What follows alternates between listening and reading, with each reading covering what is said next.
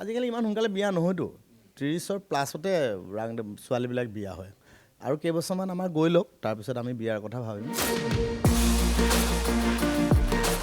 বহুত কথা শিকিব পালোঁ কেনেকৈ কেমেৰাৰ সন্মুখত কি কৰিব লাগে কেনেকৈ থাকিব লাগে বহুত কথা শিকিলোঁ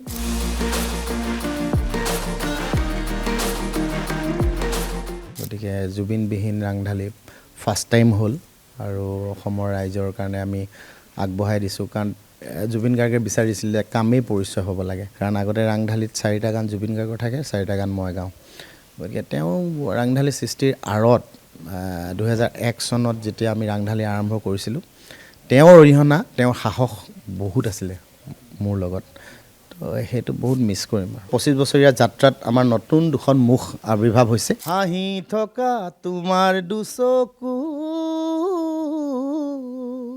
মৰমতে ভৰে যে বুকু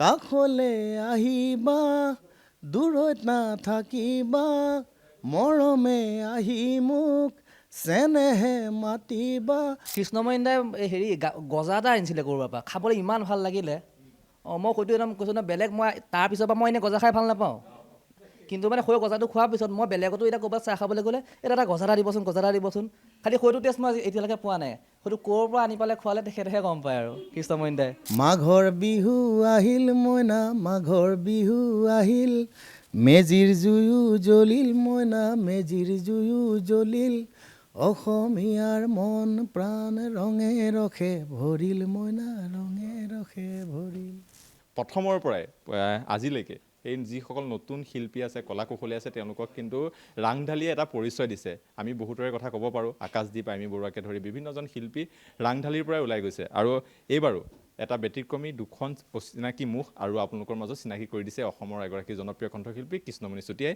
আৰু ৰাংঢালী আজি 25টা বছৰ ভৰি দিলে আৰু আমি দেখুৱাইছোঁ প্ৰথমে স্বাগতম জনাইছোঁ অসমলৈ গ'লে প্ৰথমতে বহুত ধন্যবাদ তোমালৈ তুমি যে ইমান ছুটি কেঞ্চেল কৰি যে মোৰ নিউজটো কৰিবহে আহিছা সেইটো এটা আচলতে আত্মীয়তা হয় নহয় আত্মীয়তা আছে বিকাশৰো ৰাংঢালীৰ প্ৰতি আৰু সদায় আমি আশা কৰিছিলোঁ ৰাংঢালীৰ জৰিয়তে আমাৰ দুটা উদ্দেশ্য আছিলে এটা হ'ল থলুৱা গীত মাতবিলাক আমাৰ ৰাংঢালীৰ জৰিয়তে বাণীবদ্ধ হৈ থাকক ভৱিষ্যতৰ দিনলৈও আৰু দ্বিতীয় কথাটো হ'ল নতুন প্ৰজন্মই এটা আশাৰ বাট বুটলিবলৈ সক্ষম হওক তো সেইকাৰণে এইবছৰ 25 বছৰীয়া যাত্ৰাত আমাৰ নতুন দুখন মুখ আৱিৰ্ভাৱ হৈছে আৰু সেই দুখনেই হৈছে অৰেলিয়া আৰু অজান গতিকে আমাৰ এটা চিন্তাৰে আমি নতুন মুখৰ সন্ধানত আছিলোঁ গতিকে আমি নতুন মুখ দুখন এইবাৰ অসমীয়া ৰাইজলৈ আগবঢ়াই দিছোঁ অসমৰ ৰাইজে মৰম ভাল পাৰে যদি আগুৱাই লৈ যায় তেতিয়া আহিব লগা আৰু যি নেক্সট প্ৰজন্ম আছে তেওঁলোকে এটলিষ্ট এই ক্ষেত্ৰলৈ আহিবলৈ অকণমান সাহস পাব গতিকে মই তেওঁলোককো ধন্যবাদ জনাইছোঁ ইমান হেঁপাহেৰে আগ্ৰহেৰে যে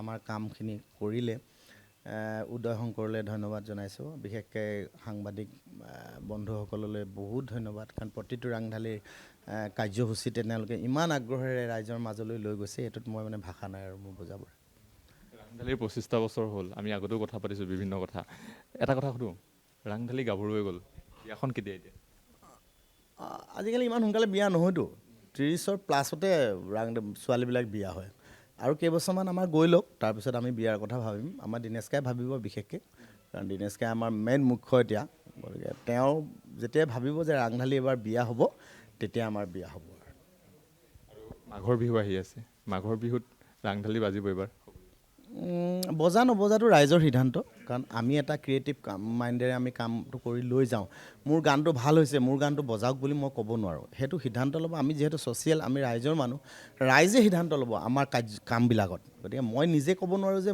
মোৰ গানটো ভাল হৈছে আপোনালোকে শুনক আমি এটা বস্তু আগবঢ়াই দিছোঁ যিমানখিনি আমাৰ সুস্থ মানসিকতাৰে আমি ৰাইজৰ মাজলৈ দিব বিচাৰিছোঁ নতুন দুখন মুখক আগবঢ়াই দিব বিচাৰিছোঁ গতিকে মৰম চেনেহ ভালপোৱাখিনি সম্পূৰ্ণ ৰাইজৰ ওপৰত আজি আমি মুকলি কৰি দিছোঁ গোটেই সিদ্ধান্তটো ৰাইজৰ আমি গীতটো অকণমান শুনিম আপোনাৰ পৰা আৰু আমি যিসকল দৰ্শকক জনাই দিওঁ গীতটো আপোনালোকে ইউটিউবত উপলব্ধ আছে ইউটিউবত চাব পাৰিব গীতটো অকণমান আমি কৃষ্ণদাৰ কণ্ঠত শুনিম অসম লাইভ 24 আচলতে আমাৰ প্ৰতিটো নিউজে বৰ ধুনীয়াকৈ কাভাৰেজ কৰি আছে তাৰ কাৰণে মালিক পক্ষই হওক সাংবাদিক এডিটৰ পক্ষই হওক বা তুমি যিহেতু মই তোমাক সাংবাদিক বুলি ভবা নাই কাৰণ তুমি যিহেতু মোৰ পৰিয়াল বুলি মই ভাবোঁ তোমাক কাৰণ তোমাৰ সাংবাদিকতাৰ দায়িত্ববোধেৰে তুমি যিখিনি আগুৱাই লৈ গৈছা সেইখিনি মই সদায় শলাগ ল'ম প্ৰত্যেকটো চেনেলকে আৰু আমাৰ গানটো লিখিছে দীনেশ কায়ে। মই আগতেও কৈছোঁ যে কেতিয়া বিয়া হ'ব, কেতিয়া কি হ'ব। অহাবাৰ কৈছে যে দীনেশ কায়ে অহাবাৰ কিন্তু বোলে বুঢ়া বুঢ়ীও এহাল কিন্তু থাকিব বোলে প্ৰেমৰ। গতিকে মই কৈছোঁ ঠিক আছে, আপোনাৰ মাইণ্ডেৰে যি ক'ব, আমাৰ যদি সকলোৱে গ্ৰাণ্ট কৰিব তেতিয়া হ'ব। কাৰণ ৰাংঢালী এটা বৃহৎ পৰিয়াল, প্ৰায় আমাৰ 150জনমান মানুহ আছে এটা হোৱাটছআপ গ্ৰুপ। গতিকে সেই হোৱাটছআপ গ্ৰুপৰ সকলো ৰাংঢালী পৰিয়াললৈ মোৰ আজিৰ শুভেচ্ছা দিছোঁ, কাৰণ তেওঁলোকৰ এটা টীম ৱৰ্কৰ কাৰণে আজি ৰাংঢালীয়ে প্ৰাণ পাই উঠিছে। অসমৰ ৰাইজৰ আতি আতি বন্ধা সেই মৰম ভাল পোৱা, আমাৰ টীমটোৰ অগাধ চেষ্টা, যাৰ ফলত আৰু সেইটো মই আৰু অকলে ক্ৰেডিট ল'ব কেতিয়াও নোৱাৰোৱে সকলোৰ কাৰণে। আৰু গানটো দীনেশ কায়ে লিখিছে, মই এক লাইন গাই দিছোঁ, গুণগুণাই দিছোঁ। হাঁহি থকা তোমাৰ দুচকু মৰমতে ভৰে যে বুকু, কাষলে আহিবা দূৰত নাথাকিবা, মৰমে আহি মোক চেনেহে মাতিবা, আঁতৰি থাকিলে মনে মোৰ নামানে ঐ ৰাংঢালী, খুলি থৈছোঁ প্ৰেমৰে জপনা। এই জপনা শব্দটো নাইকিয়া হৈ গৈছে, মোৰ এইটো বেছি ভাল লাগে এই জপনা শব্দটো। মাঘৰ বিহু আহি আছে, জপনা বুলি কওঁতে মনত পৰিছে, জপনা চুৰ কৰিছিলে? জপনা নঙলা জপনা চুৰ হ'ব আৰু। এতিয়া গ্ৰাম্য অঞ্চলৰ মানুহে নঙলা জপনা চিনি পায়, কিন্তু এতিয়া অঞ্চলৰ মানুহে এতিয়া থলুৱা শব্দবোৰ পাহৰি গৈছে ন। চাওমিন ম'মৰ যিসকলে পাল্লাত পৰি গৈছে, হয়তো নঙলা জপনা পাহৰি গৈছে, কিন্তু শব্দবিলাক আমি মৰম চেনেহ এই শব্দবিলাক আমি সেইকাৰণে সংৰক্ষণ কৰি ৰাখিছোঁ। জপনা চুৰ কৰিছিলনে আপুনি? একদম 100% জপনা চোৱা সেইটো আৰু সাধাৰণ। আজি ডেটলৈকে মোৰ সেইটো চলি আছে এতিয়া বৰ্তমান, কাৰণ মই আজি 29 বছৰ গুৱাহাটীত কোনোদিন মাঘ বিহুত মই থাকি পোৱা নাই। সদায় মোৰ নিজৰ গাঁওখনেই আপোন। হয়তো সেই গাঁওখনত মোৰ জন্মগ্ৰহণ কৰাৰ কাৰণেই চাগে হয়তো ৰাংঢালী ফিল্ডটো ইমান ধুনীয়া হৈ আছে। ৰাংঢালীৰ পুৰণা গীত এটা শুনিম পিছত, আমি আপোনাৰ চিনাকি কৰি দিওঁ। অঁ, এওঁ হ'ল অৰেলিয়া আৰু সি হ'ল অজান। এটা বিশেষত্ব, মানে মই ইমান সৰুতে মই অকল মাইকটো লৈ মোৰ গাঁৱৰ সৰস্বতী পূজাতহে মই গান গাবলৈ চান্স পাইছিলোঁ, কিন্তু অৰেলিয়া ক্লাছ 8তে আজি তাই প্ৰফেশ্যনেলি কাম কৰিবলৈ সক্ষম হ'ল। গতিকে আগন্তুক দিনত এওঁলোকৰ যদি চেষ্টা আৰু বিশ্বাস থাকে নিজৰ ওপৰত, নিশ্চয় চাগে বহুত আগুৱাই যাব, ৰাইজেও মৰম দিব। যদি সুধোঁ গীতটোত কেনেকুৱা লাগে? অঁ, মই আহিছোঁ। আৰু যিটো গীতটো লিখিছে, আপোনাৰ ওচৰলৈ আহিম, আজি কথা পাতিম। মানে গীত ইমান ধুনীয়া ধুনীয়া শব্দ, প্ৰেমৰ শব্দ ক'ৰ পৰা আহেনো আজি জানিম। যিহেতু সুধোঁ এটা কথা, গীতটোত অভিনয় কৰিলে স্মৃতি কেনেকুৱা কিবা মনত আছেনে, যোনটো একদম কিবা? মই উদয় ছাৰৰ পৰা মানে বহুত কথা শিকিব পালোঁ, কেনেকৈ কেমেৰাৰ সন্মুখত কি কৰিব লাগে, কেনেকৈ থাকিব লাগে, বহুত কথা শিকিলোঁ। খুব ভাল লাগিলে কাম কৰি, আৰু আগলৈও যাতে এনেদৰে কাম কৰি যাওঁ তাকে কামনা কৰিছোঁ। গীতটো কেনেকুৱা লাগিলে? গীতটোত কাম গীতটি বহুত ধুনীয়া, বহুত ধুনীয়া। কৃষ্ণৰ্ণী বৰ্তা গানটোনো এনেও ধুনীয়া হ'বই, আৰু কমলিকা বা গীতটি মানে মই খুব ধুনীয়া পাইছোঁ। আৰু গান গোৱা হয় নেকি? নহয়, মই নাচোহে। অঁ, আৰু কৰোঁ। অঁ, আৰু এতিয়া কথা এটা সুধোঁ, মানে গীতটোৰ সময়ত, শ্বুটিং কৰাৰ সময়ত যদি এনেকুৱা কিবা মনত থকা ঘটনা যিটো পাহৰিব নোৱাৰিম কেতিয়াও, গীতটোতো প্ৰথম এইবাৰ, সেইটোতো পাহৰিব নোৱাৰিব সকলোৱে, কিন্তু এনেকুৱা কিছুমান চিটুৱেশ্যন থাকে মনত থাকি যায়, তেনেকুৱা কিবা আছে নেকি? সেনেকুৱা নাই, কিন্তু ঢেৰ নতুন নতুন মানুহ লগ পালোঁ, খুব ভাল লাগিল মানে। অঁ, আছিলে সহশিল্পী হিচাপে দুইটা, কেনেকুৱা লাগিলে আপোনাৰ? ভাল লাগিলে, বহুত ভাল লাগিলে কাম কৰি পালে। আৰু প্ৰথমতেতো মই কৃষ্ণমণি দাক বহুত বহুত ধন্যবাদ জ্ঞাপন কৰিছোঁ যে তেওঁ মোক এইখন সুযোগ দিলে ৰাংঢালী পৰিয়ালৰ সদস্য হ'বলৈ। বিশেষকৈ এয়া হৈছে মানে 25 বছৰ ৰাংঢালী সম্পূৰ্ণ কৰিছে, এইটো এটা বিশেষ বছৰ। সেইকাৰণে এইটো বছৰত মই ৰাংঢালীৰ এজন সদস্য হ'বলৈ পাই বহুত সুখী, আৰু কাম কৰিও খুব ভাল লাগিলে। তাৰোপৰি উদয় দাই খুব সুন্দৰকৈ কোৰিঅ'গ্ৰাফীটো কৰিছে, আৰু খুব সুন্দৰকৈ আমাক বুজাই যে এইটো এনেকৈ কৰ, এইটো এনেকৈ কৰ, এইটো এনেকৈ কৰিলে ভাল হ'ব, এনেকৈ কৰা, এনেকৈ কৰা। খুব ভাল লাগিলে গোটেই কামখিনি কৰি পেলাই। মনত আছেনে কাহিনী? কাহিনী মনত থকাৰ ভিতৰত মোৰ এটা, কিন্তু কৃষ্ণমণি দাই গজা এটা আনিছিলে ক'ৰবাৰ পৰা, খাবলৈ ইমান ভাল লাগিলে। অঁ, মই কৈছোঁ নহয়, বেলেগ মই তাৰপিছৰ পৰা মই এনেই গজা খাই ভাল নাপাওঁ, কিন্তু মানে সেই গজাটো খোৱাৰ পিছত মই বেলেগতো এতিয়া ক'ৰবাত চাহ খাবলৈ গ'লে এটা গজা এটা দিবচোন, খালি সেইটো টেষ্ট মই এতিয়ালৈকে পোৱা নাই। সেইটো ক'ৰ পৰা আনি পেলাই খোৱালে তেখেতেহে গম পায় আৰু, কৃষ্ণমণি দাই। অঁ, মই এতিয়া আজি 3 দিনমানৰ আগতে গুৱাহাটী, মানে দেৰগাঁৱৰ পৰা গুৱাহাটী আহিছোঁ, তেতিয়াও মই ৰাস্তাত চাহ খাবলৈ ৰখিছোঁ, বোলে কি খাম, বোলো গজা খাম বোলো, তথাপি সেইটো টেষ্ট নাপালোঁ আকৌ। ক'ৰ পৰা আনি পালে ক'লে তেখেতেহে গম পায় আৰু দালি দিব পাৰে অঁ তোৰ ৰাংঢালিৰ গজা যোনে খাইছে সি গম পায় সি গম পায় হয় তোমাৰ লগত কিবা আছে নেকি কৃষ্ণদাই বৰ্তা বুলি মাতা ইমান ইয় হৈ থাকে বৰ্তা বুলি কিয় মাতা হয় কৃষ্ণমন্দিৰ দা বুলি মাতে সেইবাবে মই বৰ্তা বুলি মাতোঁ আৰু তোমাৰ লগত এনেকুৱা কিবা আছে নেকি গালি পাৰে নেকি নাই নাপাৰে মোক একদম নিজৰ ছোৱালীৰ দৰে মৰম কৰে খুব মৰম কৰে আৰু আমাৰ যি লিখে আৰু দিনেশ কাই বুলি সকলোৱে চিনি পায় কেনেকুৱা গীতটোক ইমান এনেকুৱা ধৰণৰ শব্দ প্ৰেমিক কেনেকুৱা প্ৰেমিক শব্দবিলাক কেনেকৈ আহে মনলৈ নমস্কাৰ হেৰি প্ৰথমতে আছাম লাইভ চেনেলৰ যোগে সকলো অসমবাসীলৈ আগন্তুক মাঘ বিহুৰ শুভেচ্ছা জনালোঁ লগতে আপোনালোকৰ চেনেলকো জনাইছোঁ প্ৰেমিক মানে প্ৰেম সকলোৱে থাকে মানুহৰ জীৱনত আৰু প্ৰেমকে যদি মানুহে অলপ ভাবে গান আকাৰ কৰিব পৰা যায় আৰু আপোনাৰ প্ৰেম আছিলে বহুত প্ৰেমটো সকলো মানুহৰ থাকে জীৱনত আপুনি ধৰি লওক এতিয়া চাব আপুনি প্ৰকৃতি গছ নদী আপুনি চবৰ লগতে প্ৰেম হ'ব পাৰে আপুনি একো নাই আপুনি গছ ভাল পালে আপোনাৰ গছৰ লগত প্ৰেম হ'লে গছক লৈ আপুনি কিছু কথা ক'লে তাতো গান হয় ফুলক লৈ আপুনি ফুল সকলোৱে ভাল পায় গম পাইছে ফুলক লৈ আপুনি অলপ চিন্তা কৰিলে ফুলক লৈও গান হয় তেনেকৈ আৰু প্ৰেমটো থাকিবই প্ৰেম থকাটো প্ৰেম থাকিলে ভাল আৰু প্ৰেম থাকিলে সৃষ্টি হয় বুলিয়ে কৈছোঁ আৰু এইবাৰ আৰু কিবা পৰিকল্পনা চলি আছে পৰিকল্পনা গান আৰু হেৰি আছে মানে আমাৰ ৰিলিজ হ'বলৈ আছে আমাৰ ভাইটি আকাশ নিবি আমাৰ ভাইটিৰ লগতে গান শিকা গুৱাহাটীত তেওঁলোকেও গান কৰি আছে লিখি দিছোঁ ৰাংঢালী আগন্তুক অহা বছৰৰ কাৰণে ৰাংঢালী গান প্ৰায় প্ৰস্তুত হৈছেই অহা বছৰ মই ভাইটিক কৈছোঁ অহা বছৰ দুটা জুতি হ'ব আৰু এটা অলপ বয়সীয়াল জুতি এটা হ'ব ৰাংঢালী অলপ বিশেষ এটা মানে ভাইটিয়ে ক'লে দাদা ৰাংঢালী টাইটেল চং লিখিব লাগিব বুলি ক'লে এই গানটো বোলে এনেকুৱা প্ৰেমৰ গান অকণমান মানে হয়তো তেনেকুৱা টাইপত লিখিব বুলি ক'লে তাকে চেষ্টা কৰিছোঁ বাকী ৰাইজে কেনে পায় আৰু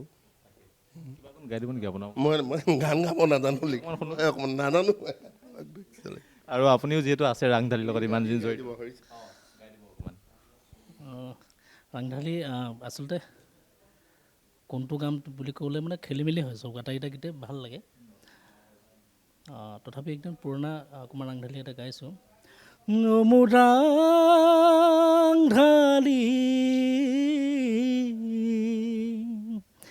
দুদিনৰ চিনাকি দুচকু তামনি মোৰ অতিলৈকে মনত পৰি গৈছে ন এই চকুৱে কথা ক'লে ইমান মৰম লাগে কাষলৈ তুমি আহিলে বুকু কঁপি উঠে নোৱাৰোঁ থাকিব মই বিচনাত অকলশৰে টোপনি সৰি নিলে তোমাৰ মিঠা মাতে বুক গালৰ কলা তিলে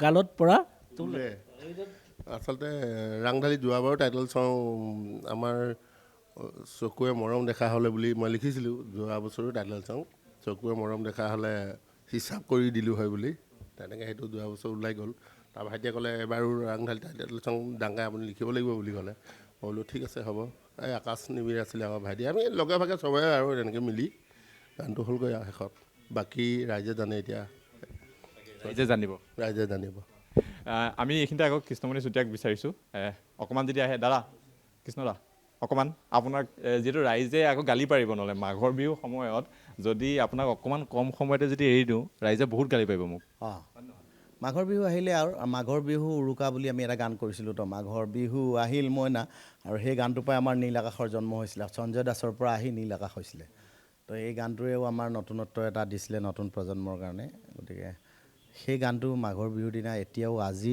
ইমান বছৰৰ পিছতো এইটো প্ৰাধান্য পাই থাকে তাৰমানে ভাল লাগে শুনিম নেকি মাঘৰ বিহু আহিল মইনা মাঘৰ বিহু আহিল মেজিৰ জুয়ো জ্বলিল মইনা মেজিৰ জুয়ো জ্বলিল অসমীয়াৰ মন প্ৰাণ ৰঙে ৰখে ভৰিল মইনা ৰঙে ৰখে ভৰিল আৰু ৰাংঢালীৰ আগৰ গীতসমূহ সকলোৱে ভাল পায়, এতিয়াও চলি থাকে সকলোতে। ৰাংঢালীৰ কিবা এটা অকণমান শুনো। আচলতে ৰাংঢালী গানবিলাকত চবেই নিজক নিজে বিচাৰি পায়। ৰাংঢালীৰ সেই থলুৱা বেছটো আছে। ধৰি লওক আমি সোণোৱাল কছাৰীসকলৰ ওপৰত কৰিছিলোঁ, মই কিবা গেলা গেলা গুণহাংনা, দেউৰীসকলক লৈ কৰিছিলোঁ, ৰাজীৱ হদিয়া আনি হেকতি বিহু কৰিলে। কাৰণ যিহেতু এইবাৰ আমি ৰাজীৱ হদিয়াৰ নামতে আমি ৰাংঢালীক নামাকৰণ কৰিছোঁ। আমাৰ বছৰৰ আৰম্ভণিতে ৰাজীৱ হদিয়া, শেষৰ ফালে জুবিন গাৰ্গ। আমাৰ মানে ৰাংঢালী পৰিয়ালৰ এজন সাংঘাতিক দুজন মানুহ আমাৰ মাজৰ পৰা হেৰাই গ'ল। গতিকে জুবিনবিহীন ৰাংঢালী বা ৰাজীৱবিহীন ৰাংঢালী এবাৰ আমাৰ প্ৰথম হ'ল। গতিকে এই গীতটি যিটো আজি মুকলি হৈছে, সেই গীতটি জুবিন গাৰ্গে কণ্ঠদান কৰাৰ কথা আছিল। আৰু এদিন ডাবিং কৰিবলৈ ৰাতি আহিলোঁ। ৰাতি আমাৰ ডাবিং ৰুমত সোমাই ৰাতি 1:30 বজাত আমাৰ ডাবিং কমপ্লিট নহ'ল সিদিনা। তেওঁ শাৰীৰিক অসুস্থতাৰ কাৰণে ক'লে যে আমি চিনেমাৰ পিছত এই গানটো অকণমান ভাল মন এটাৰে গাব লাগিব, কাৰণ 25 years ৰানিং হৈ আছে। তেওঁ বহুত আশাৰে এই গানটো আমি ৰাখি থৈছিলোঁ প্ৰায় 1 বছৰ দিন, কিন্তু আমি আমাৰ ভবামতে ভগৱানে আমাক নিদিলে। গতিকে জুবিনবিহীন ৰাংঢালী ফাৰ্ষ্ট টাইম হ'ল আৰু অসমৰ ৰাইজৰ কাৰণে আমি আগবঢ়াই দিছোঁ। কাৰণ জুবিন গাৰ্গে বিচাৰিছিলে কামেই পৰিচয় হ'ব লাগে, কাম 1 নম্বৰতে তেওঁ বিচাৰি আছিলে। গতিকে তেওঁৰ অবিহনেও যাতে তেওঁক জীয়াই ৰাখিব পৰাকৈ যাতে আমি ৰাংঢালীক আগুৱাই লৈ যাওঁ। কাৰণ আগতে ৰাংঢালীত 4টা গান জুবিন গাৰ্গৰ থাকে, 4টা গান মই গাওঁ। গতিকে তেওঁ ৰাংঢালী সৃষ্টিৰ আঁৰত 2001 চনত যেতিয়া আমি ৰাংঢালী আৰম্ভ কৰিছিলোঁ, তেওঁৰ অৰিহণা, তেওঁৰ সাহস বহুত আছিলে মোৰ লগত। তো সেইটো বহুত মিছ কৰিম আৰু। জুবিন গাৰ্গক মনত পেলাই আপুনি? একদম মনত পেলাই মানে আমাৰ এটা পৰিয়াল আছিল। কাৰণ জুবিন গাৰ্গৰ দেউতাক আৰু মই, মোৰ জন্মস্থান একেখন ঠাইতে আমি জন্মগ্ৰহণ কৰিছোঁ। অনামিকা ৰিলিজ হোৱাৰ আগৰ পৰা এটা 94 চনৰ পৰা আমাৰ এটা সম্পৰ্ক আছিল, যেতিয়া সি মিউজিচিয়ানছ আছিল। তাৰপিছত যেতিয়া কৈছে যে এইবাৰ মই কেছেট কৰিছোঁ, গান শুনিব লাগে অনামিকা, তেতিয়া আমি স্কুলৰ বৰপুখুৰীৰ পাৰত বহি আমি গান শুনিছোঁ। সেই পৰ্যায়ৰ পৰা 94 চনৰ পৰা আহি এতিয়া 2025। গতিকে ডেফিনেটলি অকল গানেৰেই নহয়, অন্তৰাত্মাৰ লগতো বহুত মিছ কৰিম জুবিন গাৰ্গক। কিন্তু সেই মিছটো আমি মানে কৰ্মৰ জৰিয়তে আগবঢ়াই নিব লাগিব। জুবিন গাৰ্গৰ কথা আমি এনেই কৈ থাকিলেই নহ'ব। তেওঁৰ সৃষ্টিৰাজিক আমি গৱেষণামূলকভাৱে যদি আগুৱাই লৈ যাওঁ, প্ৰজন্ম ৱাইজত জুবিন গাৰ্গক আমি বিশ্বই চিনি পোৱা কৰি ৰাখিব লাগিব। তেতিয়াহে আমি অসমীয়া জাতি চহকী হৈ থাকিব। মানে আপোনাৰ তালৈ আহিলে নাম বহুতৰে সলনি হৈ গৈছে, বেলেগকৈ আহে বেলেগকৈ হৈ যায়। নীল আকাশৰ নামটো এটা ঘৰ আছিলে আগতে, পুৰণা ঘৰটোৰ নাম আছিলে জিৰণি। জিৰণি নাম দিছিলোঁ এটা কাৰণেই যে গুৱাহাটী প্ৰথম যেতিয়া মই আহিছিলোঁ 95 চনত, তেতিয়া মোৰ জিৰণি ল'বলৈ গুৱাহাটীত ঠাই নাছিলে। যেতিয়া বেলেগৰ ঘৰত জিৰণি লৈ আছিলোঁ, যেতিয়া মোৰ নিজৰ ঘৰ হ'ল, তেতিয়া মই ভাবিলোঁ যে মোৰ ঘৰটোৰ নাম জিৰণি দিয়া যাওক, য'ত নতুন প্ৰজন্মই আশাৰ ৰেঙনি দেখিব। তো কেতিয়াবা ৰাতি ষ্টুডিঅ'ৰ পৰা গৈ মই নিজৰ বিচনাখনতো শুবলৈ নাপাওঁ, 25-30 জন ল'ৰা থাকে। তো সেই জিৰণি ঘৰটোতেই তাৰমানে আমাৰ যিসকল আহিলে, দুটাই বিখ্যাত আছিলে ঘৰটোৰ। এটা হ'ল কাণ ফুটোৱা আৰু এটা হ'ল মানে নাম সলনি কৰি দিয়া। ল'ৰাই গমেই নাপায় কেতিয়া কাণ ফুটি যাব ৰাতি। আৰু একেদিনালৈকে 19খন কাণ ফুটোৱাও আমাৰ ৰেকৰ্ড আছে, একেটা ৰাতিত তাৰমানে। আৰু কাৰ নাম কেতিয়া সলনি হৈ যায় ঘৰত গৈ সি গমেই নাপায়। কেছেট ৰিলিজ হোৱাৰ পিছতহে গম পায়, কি হ'ল মোৰ নামটো যে এনেকুৱা হৈ গ'ল। মই বোলো কেলে, তোৰ নামটো বেকেটত মই লিখি দিছোঁ নহয়, অৰিজিনেলটো কেছেটৰ কভাৰত অৰিজিনেলটো তাৰ লিখি দিওঁ মানে বেকেটত, আৰু নতুন নামটো আগফালে দিওঁ। ৰাজীৱ হদিয়াই ঠিক তেনেধৰণে 2011 চনত আহিছিলে ৰাজীৱ গগৈ নামেৰে, আৰু চনৰ শেষৰ ফালে 11ৰ শেষৰ ফালে ৰাজীৱ হদিয়া হৈ সি আত্মপ্ৰকাশ কৰিছিলে। নীল আকাশে ঠিক তেনেধৰণে সঞ্জয় দাস আছিলে, যেতিয়া কেছেট ৰিলিজ হ'ল তাৰ নামটো বেকেটত সঞ্জয় বুলি মই লিখি দিছিলোঁ। তো তেনেকুৱা বহুত কাহিনী আছে, ভাল লাগে। তেওঁলোকৰ আত্মীয়তাখিনিও ভাল লাগে। এতিয়া তেওঁলোকৰ যে ৰাংঢালীৰ প্ৰতি এতিয়াও যে ইমান স্পৰ্ধা আছে, ভাল লাগে আৰু সকলোৰে। ধন্যবাদ জনাইছোঁ ইমান সময় দিলে, আৰু আপোনাক মাঘ বিহুৰ শুভেচ্ছা জনালোঁ। মাঘ বিহুৰ শুভেচ্ছা জনাই ৰাংঢালীৰ এটা পুৰণা গীত আপোনাৰ ভাল লগা, সকলোৱে ভাল লাগে, কিন্তু এটা গীতেৰে আমি অনুষ্ঠানটো সামৰিম। মানে বহুত ল'ৰা ছোৱালী যেতিয়া এগৰাকী মাকে বহুত ল'ৰা জন্ম দিয়ে, কোনজন ভাল বুলি ক'লেও দিগদাৰ হৈ যায়। প্ৰত্যেকজনেই মাকৰ কাৰণে ভাল। মোৰ তেনেকুৱা 25 বছৰীয়া যাত্ৰাত মই যিমান গানৰ জন্ম দিলোঁ, প্ৰতিটো গানেই মোৰ কাৰণে ভাল। তো তাৰে কিছুমান গানে চুই যায়। তো মোৰ এটা গান খুব ভাল লাগে। গানটো বিহু নাম নহয়, এটা গীত, ছবি ৰিলেটেড এটা গীত। আৰু ৰাংঢালীৰ সেই ছবিখন পৰিচালনা কৰিছিলে যদুমণি দত্তই, লিখিছিলে দীপক গগৈয়ে। তাত এটা গান দৰকাৰ হৈ গ'ল। তাৰমানে মোক দীপক দাই ৰাতি সদায় মোৰ ঘৰত আহি স্ক্ৰিপ্ট লিখে, আমি 4 দিনমান স্ক্ৰিপ্ট লিখোঁ। মোক ক'লে কৃষ্ণমণি এইখিনিতে এনেকুৱা ধৰণৰ অলপ বিষাদৰ এটা গান লাগে। ৰোমাঞ্চো থাকিব লাগে, বিষাদো থাকিব লাগে, প্ৰেমো থাকিব লাগে। তো তাতে মই এটা গান লিখিছিলোঁ, আমি ৰাতি আন্ধাৰে কয়, জোনাকে কয়, মনেও কয় তুমি মোৰ, তোমাৰ চকু জুৰিত কিনো যাদু আছে, নোৱাৰো থাকিব এৰি দূৰে দূৰে, আকাশে কয়, বতাহে কয়, সময়ে কয় তুমি মোৰ। এই গানটো কিন্তু মোৰ নিজৰ গাঁওখনৰ চোতালত লিখিছিলোঁ, বৰহাট জাপিসেজীয়া গাঁৱত, আৰু লগত উৎপল গগৈয়ে প্ৰথম আৰম্ভ কৰিছিলে গীতটো, উৎপল ভাইটিয়ে, আৰু গানটো বৰ ধুনীয়াকৈ মানুহে আদৰি লৈছিলে ছবিখনত। ধন্যবাদ জনাইছোঁ। Thank you. আৰু প্ৰতিগৰাকী দৰ্শকক ধন্যবাদ জ্ঞাপন কৰি আজিৰ অনুষ্ঠানৰ পৰা মই বিকাশ আছে বিদায় মাগিছোঁ। ধন্যবাদ।